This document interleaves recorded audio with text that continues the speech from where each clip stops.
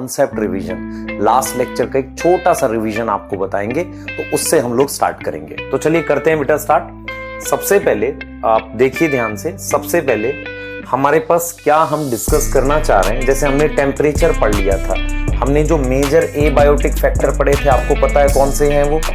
हमने जो major abiotic factor आज डिस्कस किए थे बेटा, वो कौन से हैं याद करो। टेम्परेचर था, तो आपको याद है टेम्परेचर कैसे वेरी कर रहा था, बताओ सोचो। टेम्परेचर वेरी करता है कहां से कहां, डिक्रीज करता है। तो एक एक पॉइंट हम लोग फिर से डिस्कस कर लेते हैं यहाँ पर। टेम्परेचर डिक्रीज करता है इक्वेटर से पोल, और कहां डिक्रीज करता है, नीचे से ऊपर, बॉटम से टॉप की तरफ, है ना।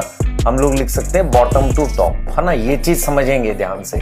उसके अलावा और टेम्परेचर को लेके आपको क्या याद आ रहा है, मैंने कहा था टेम्परेचर काइनेटिक्स ऑफ एंजाइम। आप समझ रहे हैं, एंजाइम की काइनेटिक्स अफेक्ट करता है ना। एंजाइम की क्या अफेक्ट करता है, काइनेटिक्स, काइनेटिक्स को अफेक्ट करता है। एक ये आपको ध्यान रखना है ना, एक काइनेटिक्स को अफेक्ट करता। तो ये एक पॉइंट था आपको जो डिस्कस करना था। उसके बाद हमने यूरी थर्मल पढ़ा था, यूरी थर्मल, स्टेनो थर्मल, याद आया।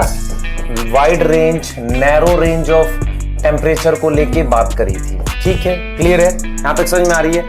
अब मान लो मैंने यहां पर जब डिस्कस करा, यहां पर इसको डिस्कस किया एंजाइम काइनेटिक्स के अलावा, मैंने आपको डिस्ट्रीब्यूशन भी कहा था कि ये एनिमल्स के डिस्ट्रीब्यूशन की, कौन सा प्लांट कहां मिलता है, ये सब डिस्कस कर, मतलब अफेक्ट करता है। फिर वाटर में मैंने कहा था कि भाई लैंड पर तो ये होता है कि कितना पानी अवेलेबिलिटी है। लैंड पर क्या फर्क पड़ता है, अगर आप याद करो, अवेलेबिलिटी ऑफ वाटर, है ना। लैंड पर तो अवेलेबिलिटी ऑफ वाटर का फर्क पड़ता है। पानी में मेरे पास क्या होगा बेटा, पानी में क्वालिटी, क्वालिटी में मैंने सॉल्ट की कंसंट्रेशन की बात करी थी, है ना। मैंने सॉल्ट की कंसंट्रेशन की बात करी थी, और उसके साथ आपने शायद अगर नहीं लिखा हो तो यहां यूरी हेलाइन भी होता है और स्टेनो हेलाइन भी होता है। स्टेनो हेलाइन होता है वही चीज जो यहां लिखा था, नैरो रेंज ऑफ सैलिनिटी, मतलब अगर ज्यादा सैलिनिटी बदलेगी तो ये मर जाते हैं, तो काफी कम सैलिनिटी की रेंज पर ये मिलते हैं, है ना।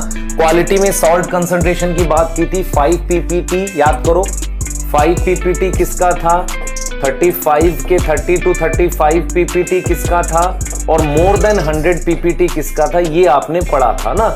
आपने पढ़ा था फ्रेश वाटर, मेरीन और हाइपर सलाइन लेग्यून करके बताया था। और उसके बाद आपको प्रॉब्लम्स डिस्कस करी थी। लाइट को लेके मैंने प्लांट के लिए बता दिया था आपको, फिर शेड प्लांट के लिए बता दिया था, फिर एनिमल्स को लेके डिस्कस किया था, याद है आपको।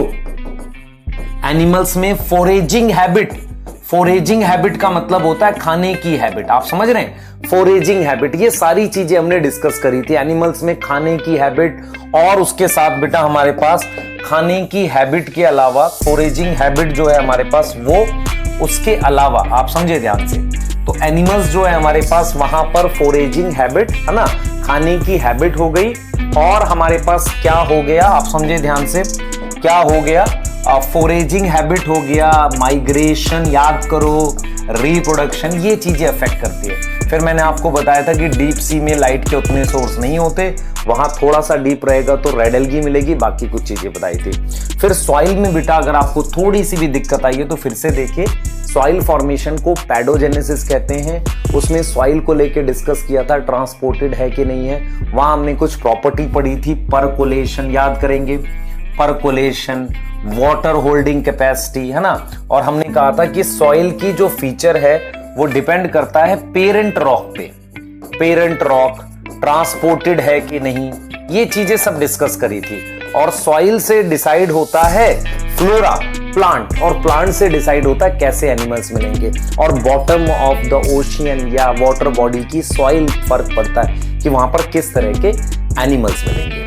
तो ये लास्ट क्लास का एक आपको मतलब जस्ट रिमाइंड करने के लिए था, जो आपको बताया बेटा एक बार रिमाइंड करने के लिए था, यही चीजें आपने याद रखनी है, ठीक है। अब इसके बाद से हम आगे मूव कर